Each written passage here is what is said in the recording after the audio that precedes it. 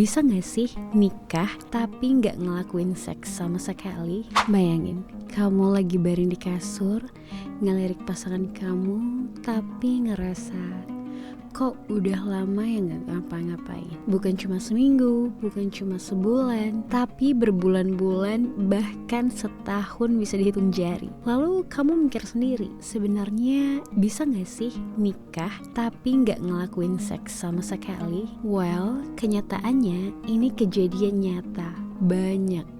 Lebih banyak dari yang kamu kira. Dalam istilah medis, hal ini tuh disebut sexless marriage. Pernikahan yang frekuensi seksnya kurang dari 10 kali setahun. Dan ini bukan cuma terjadi di luar negeri. Di Indonesia, banyak pasangan yang diem-diem ngalamin hal ini. Nggak ngomong, nggak ngeluh, tapi ngerasa hampa. Kenapa bisa? Ada banyak penyebabnya. Karena stres kerja, capek ngurus anak, trauma masa lalu, penyakit, hormon yang gak seimbang, sampai ya hubungan yang dingin kayak es batu di kulkas.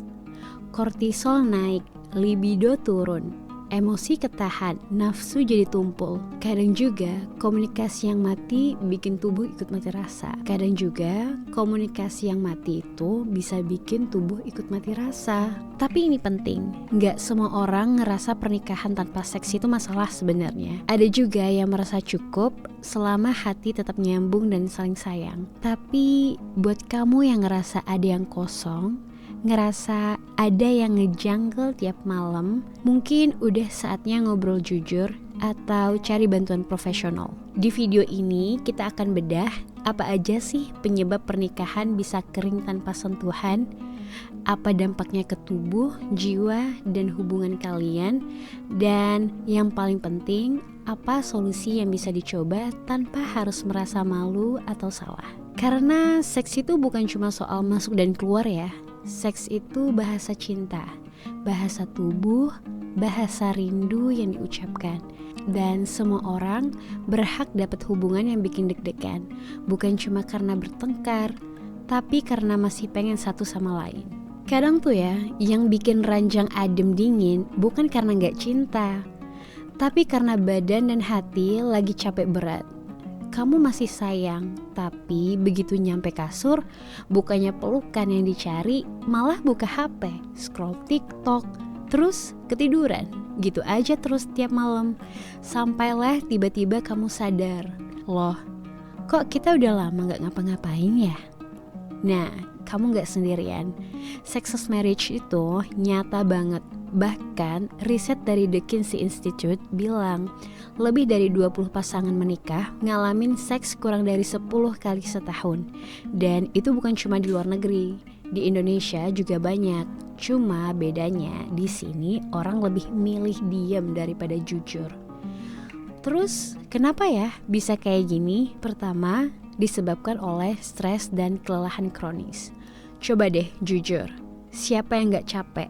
Bangun pagi, kerja, macet, drama kantor, urus anak, bayar cicilan, itu semua tuh ngisep energi kayak vampir.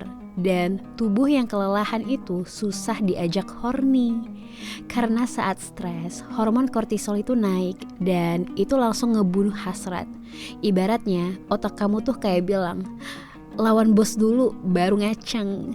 Jadi gak aneh kalau akhirnya ranjang cuma jadi tempat recharge baterai, bukan buat adu desahan. Kedua, masalah kesehatan fisik dan hormon. Kadang bukan soal perasaan, tapi tubuh yang udah kasih kode aku butuh bantuan. Disfungsi ereksi, vagina kering, diabetes, kolesterol tinggi, sampai gangguan tiroid, semua itu tuh bisa bikin seks jadi gak nyaman atau malah menyakitkan. Dan jangan lupain hormon, kalau kadar testosteron turun, ya gairahnya juga ikut nyungsep. Tapi masalahnya, banyak dari kita yang gengsi buat cek ke dokter. Padahal ngecek kadar hormon itu gak bikin dosa, malah bisa nyelamatin hubungan. Ketiga, luka seksual dan trauma emosional. Ada juga yang kelihatan dingin, tapi sebenarnya hatinya masih luka. Bekas disakiti, dilecehkan, ditolak, dimaki. Seks itu bisa jadi momok buat mereka yang pernah trauma. tubuh nge-freeze, sentuhan jadi bikin takut, bukan terangsang. Makanya gak cukup ngajak pasangan, yuk ML. Nah kadang yang dibutuhin itu bukan gesekan, tapi pelukan. Bukan penetrasi, tapi perasaan aman. Keempat, komunikasi yang mandek. Kita tahu banyak ya pasangan yang jago ngomong soal harga cabe, tapi kaku banget kalau harus bilang, aku pengen kamu peluk aku malam ini. Malulah, gengsi, takut dikira lebay. Akhirnya ya saling pura-pura tidur, tapi hati sama tubuh tuh ngerasa kosong. Jadi tanpa komunikasi yang jujur, seks itu bisa mati pelan-pelan loh. Dan parahnya, kita sering gak sadar. Kita pikir, ini biasa aja. Ya padahal udah lama gak saling sentuh. Kelima, cinta yang geser arah. Nah, dan ini yang paling nyesek. Kadang kamu masih sayang, tapi udah gak pengen. Kayak cinta berubah jadi persahabatan, pelukan jadi formalitas, ciuman jadi ritual hari raya, dan ranjang jadi tempat tidur bukan tempat bercinta. Nah kalau udah kayak gini, ya jelas kalau seks menguap entah kemana. Karena gairah itu tuh butuh chemistry, bukan cuma status suami istri. Jadi kalau kamu lagi ngerasain ini, stop ya nyalahin diri sendiri. Ini masalah banyak pasangan, bukan berarti harus dibiarkan. Karena tubuh yang gak disentuh lama-lama jadi mati rasa.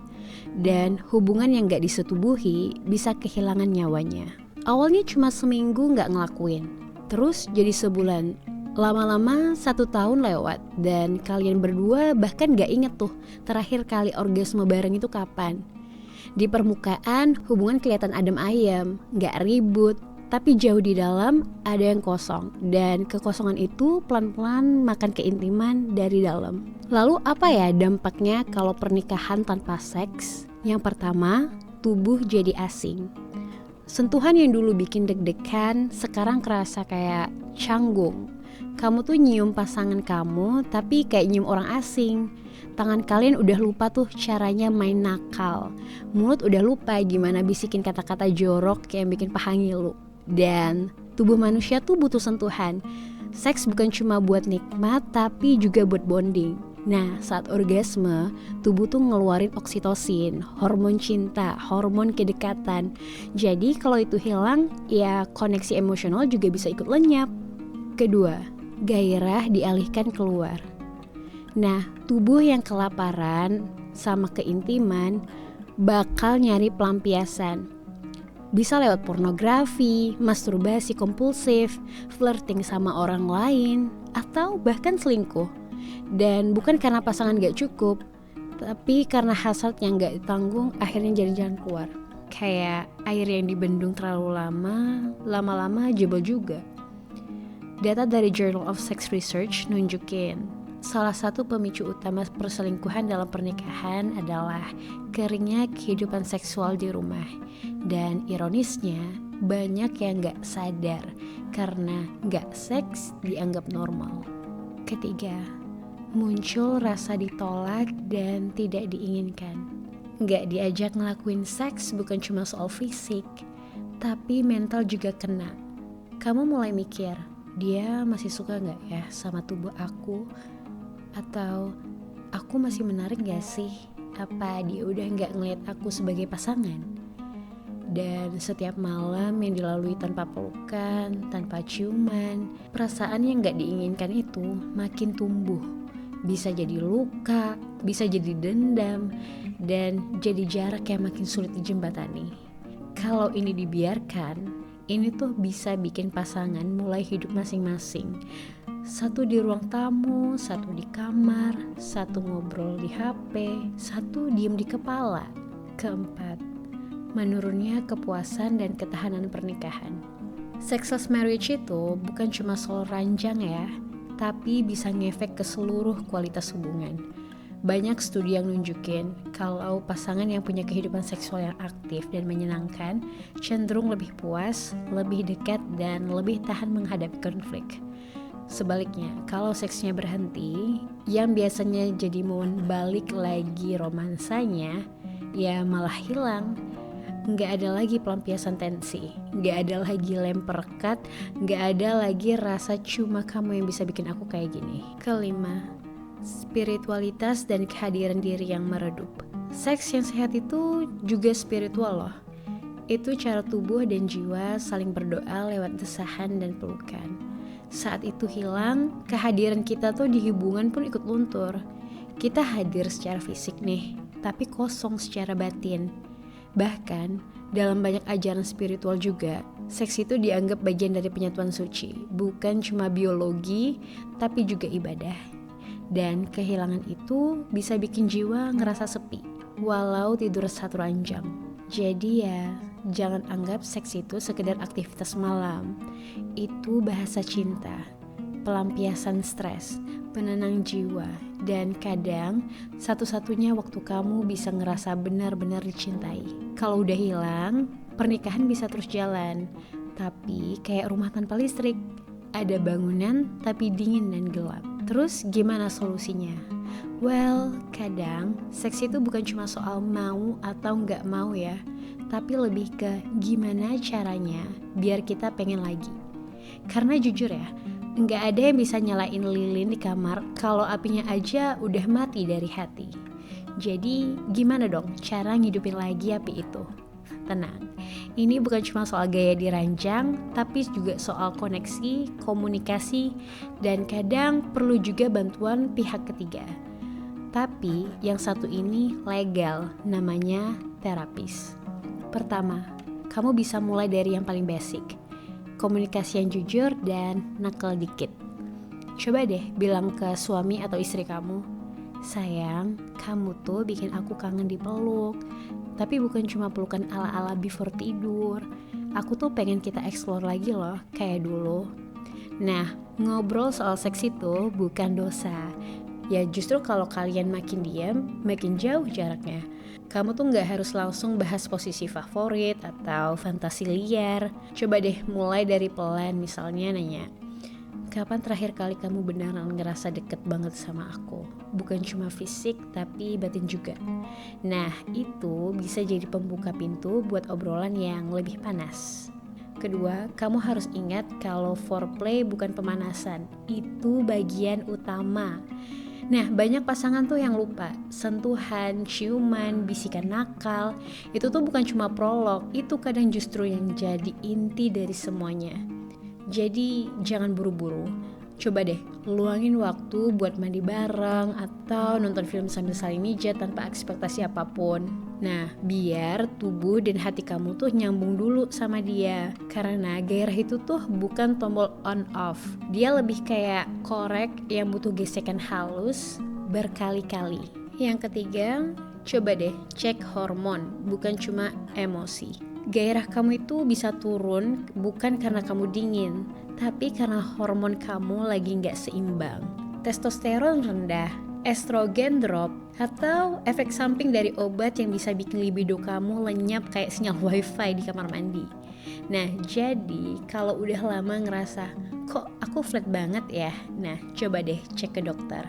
Itu bukan hal yang memalukan ya, justru tanda kamu peduli sama diri kamu dan pasangan kamu. Dan kamu tahu gak apa dampaknya kalau pernikahan tanpa seks?